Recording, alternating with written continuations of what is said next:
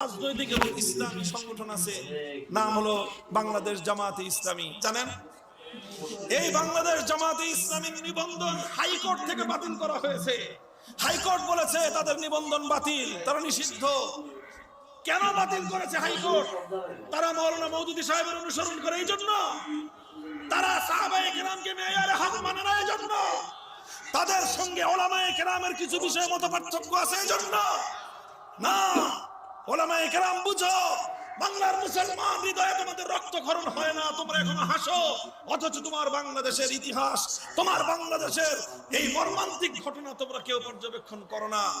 High court বলেছে বাংলাদেশ জামাতে ইসলামের সংবিধানের মধ্যে, গঠনতন্ত্রের মধ্যে একটা কথা বলা হয়েছে, সেটা হলো আল্লাহর সার্বভৌমত্বের কথা। সুতরাং যেখানে তারা আল্লাহর সার্বভৌমত্বের কথা বলল, বাংলাদেশের সংবিধান আল্লাহর সার্বভৌমত্বকে বিশ্বাস করে না।